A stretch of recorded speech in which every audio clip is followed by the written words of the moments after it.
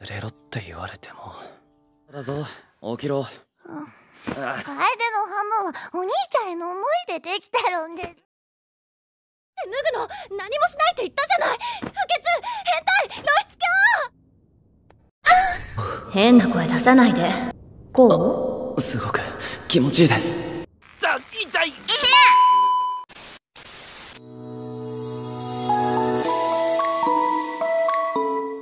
Cerita dimulai ketika siswa SMA bernama Josawa Sakuta sedang berada di perpustakaan. Ia melihat gadis yang berkostum kelinci mondar-mandir, tapi orang-orang seperti tak melihatnya. Gadis itu adalah Sakurajima Mai, yang tak lain adalah seniornya di sekolah, sekaligus artis top yang memutuskan untuk hiatus ketika masuk ke bangku SMA. Mereka sedikit mengobrol dan meminta Sakuta untuk melupakan pertemuan mereka. 忘れろって言われても。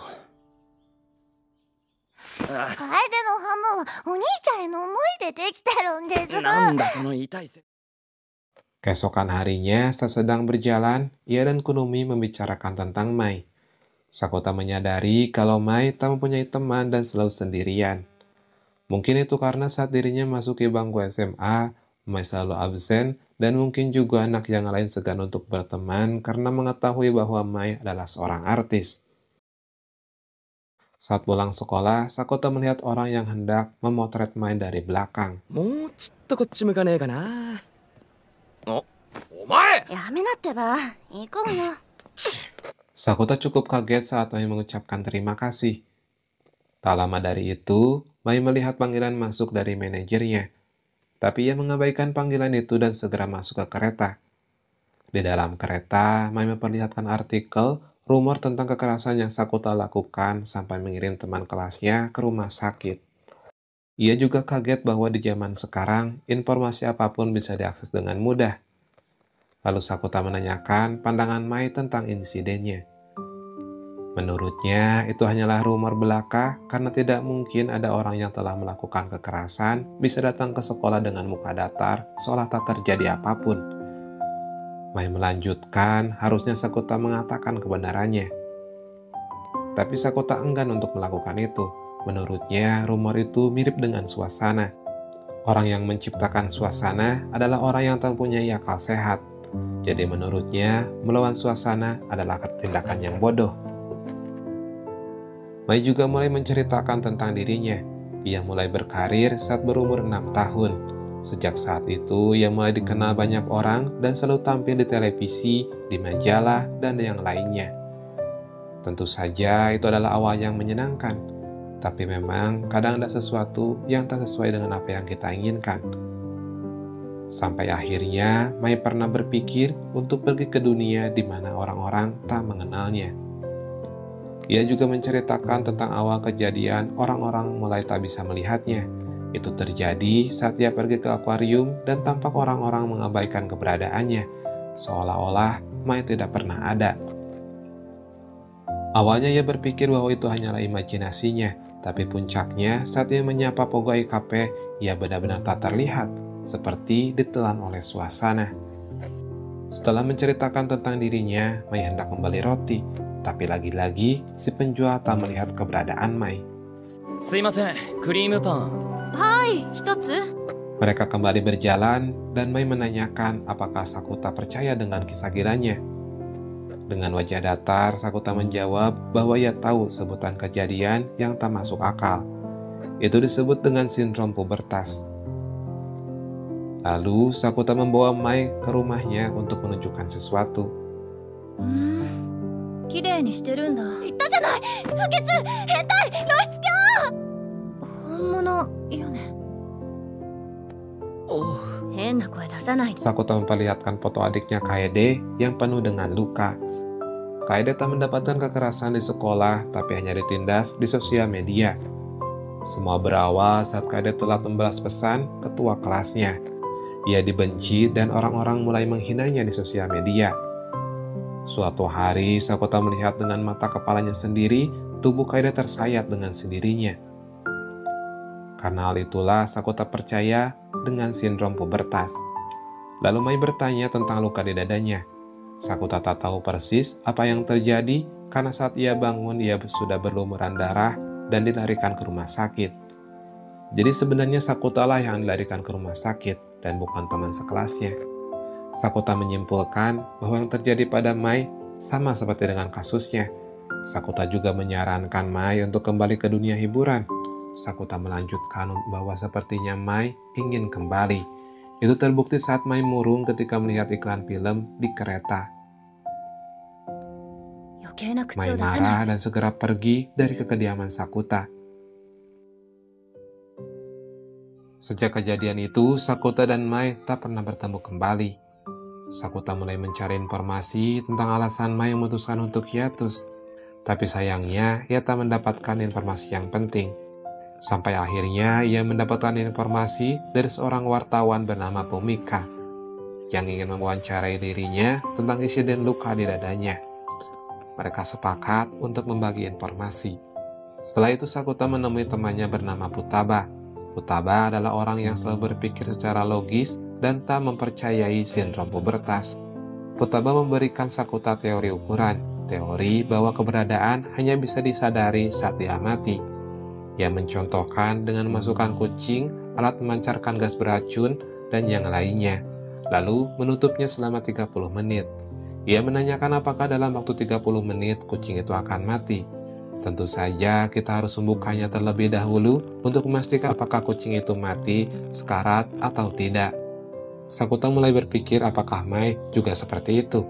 Sampai keberadaannya dipastikan, Mai tidak akan bisa terlihat. Saat pulang, ia melihat Mai sedang meringkuk di dekat pintu rumahnya.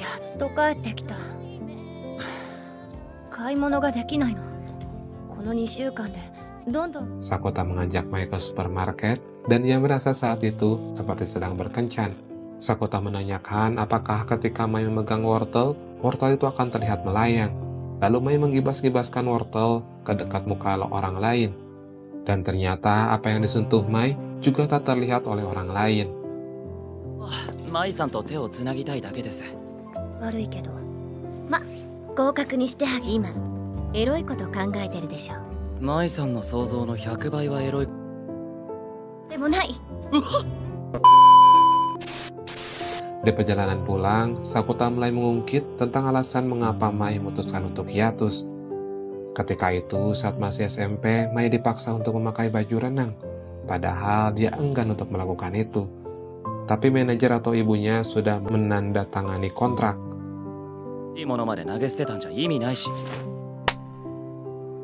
Ia merasa sangat malu saat memaksakan dirinya untuk tersenyum. Karena itulah Mai berpikir bahwa ibunya hanya memanfaatkannya dan dirinya hanyalah alat untuk menghasilkan uang. Meskipun demikian, Sakuta kembali menyarankan untuk kembali ke dunia hiburan. Sakuta juga memberi motivasi kepada Mai dengan berkata, "Jangan menahan diri, lakukanlah apa yang ingin kamu lakukan." Lalu Mai menanyakan dari siapa Sakuta tahu tentang informasi pribadinya. Sakuta mengatakan bahwa ia mendapatkan informasi dari seorang wartawan yang penasaran dengan sindrom pubertas. Sakuta melakukan pertukaran informasi dengan luka di dadanya. Mendengar itu, Mai khawatir dengan Sakuta dan Kaede, karena Sakuta tak mengetahui seseram apa dunia pertelevisian. Lalu Mai minta kontak Pumika dan meminta untuk tidak mempublikasikan luka di dada Sakuta. Sebagai gantinya, Pumika bebas untuk mewawancarai dirinya saat ia akan kembali ke dunia hiburan. Setelah itu mereka kembali berjalan dan Sakuta meminta maaf atas kecerobohannya. Saat sampai dekat rumah Mai, Sakuta terkejut karena ternyata rumah mereka berdekatan. Lalu mereka membuat janji untuk pergi ke kota Kamakura. じゃあ、2時半に江ノ電藤沢駅の改札前。お兄ちゃんどうしました？ Keesokan harinya, saat di perjalanan, Sakuta hendak menolong anak kecil yang menangis. Tapi tiba-tiba,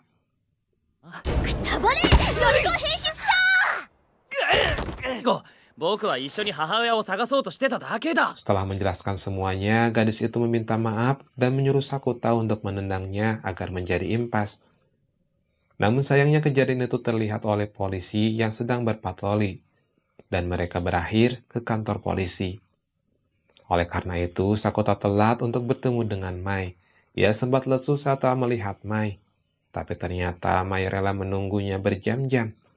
Meskipun tak memperlihatkan secara langsung, dalam hatinya ia sangat bahagia.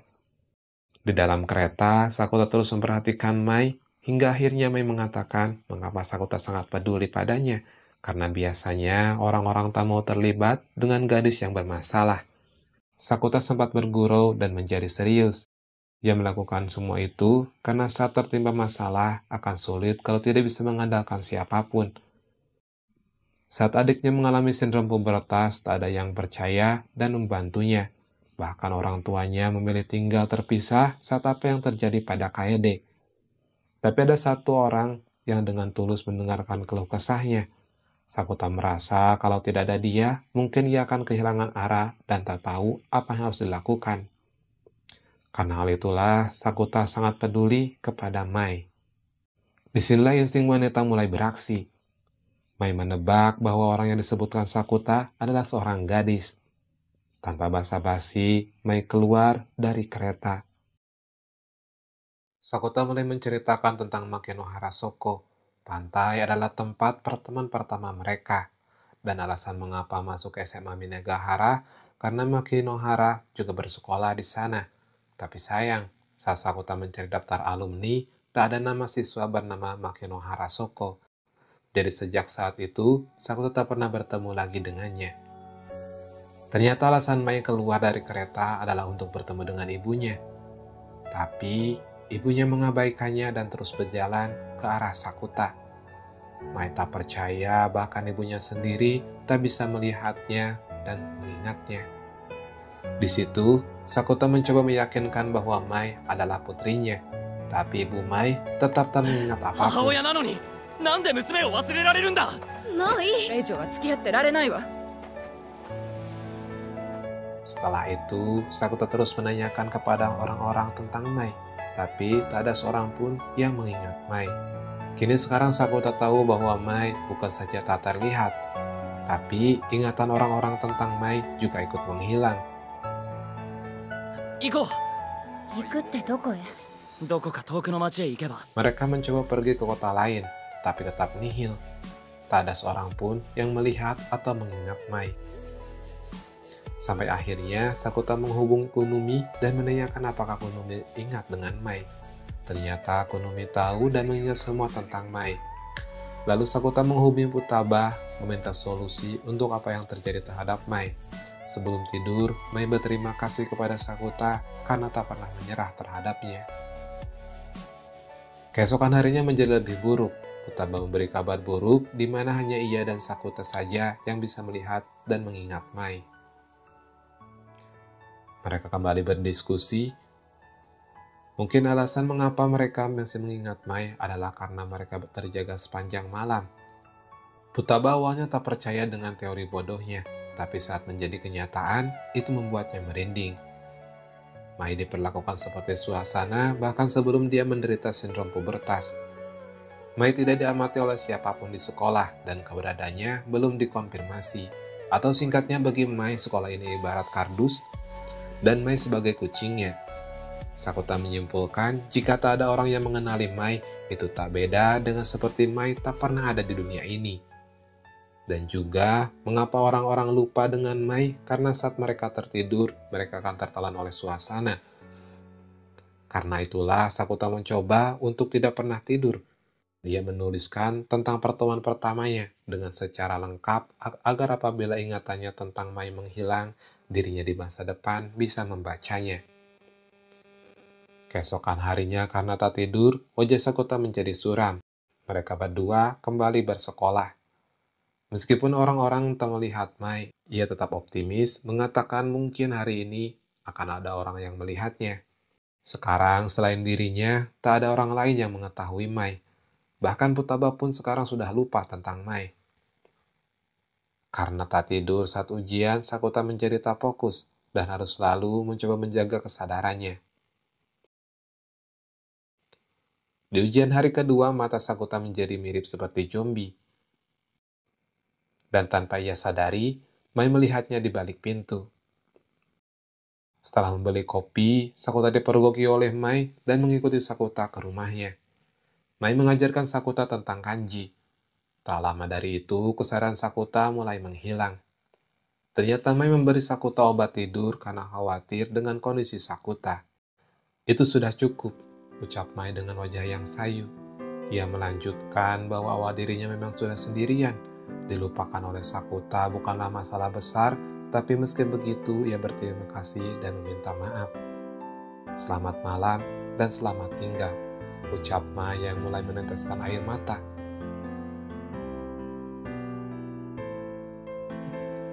Keesokan harinya, Sakuta melihat buku yang tempo lalu ia tulis. Tapi ia benar-benar lupa tentang Mai. Di sekolah, Sakuta diberikan secari kertas oleh Fubuki.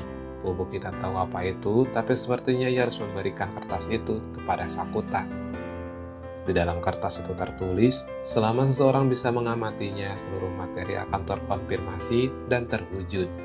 Jika hilangnya Mai dipengaruhi oleh para siswa yang mengabaikannya secara tak sadar, maka Sakuta harus menciptakan alasan keberadaannya dan membuat suasana.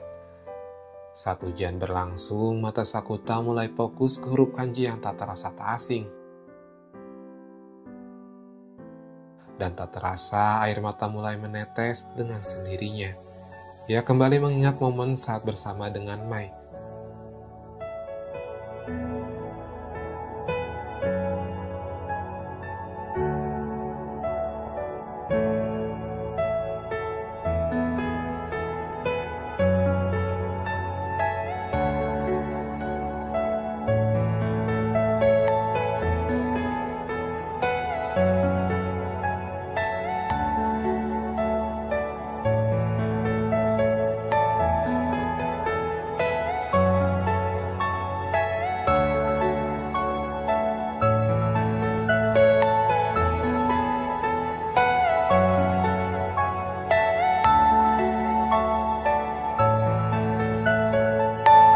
Are you all my personal dreams? Sakuta segera berdiri dan berlari keluar. Sekarang Sakuta bertekad untuk melawan suasana, sekaligus menciptakan suasana itu sendiri sesuai apa yang Fubuki katakan. Ia ingin mengukir sosok Mai yang diingatkan semua orang. 見て見ぬふりなんかさせない。できないくらいにみんなの記憶に刻みつけて。もう空気なんて読んでやるか。バカバカしい。2年1組の出席番号1番年1組の桜島舞桜島先輩のことが。 Mai, aku mencintaimu, ucap Sakuta dengan suara keras. Awalnya orang-orang masih mengabaikannya, tapi Sakuta terus berbicara sampai akhirnya hampir semua orang melihat ke arah Sakuta. そんなに大きな声で言われなくても聞こえてる。 Sakuta terkejut sekaligus senang, akhirnya ia bisa kembali melihat dan mendengar suara Mai. Mai mulai berlari ke arah Sakuta, tapi... バカサクタ。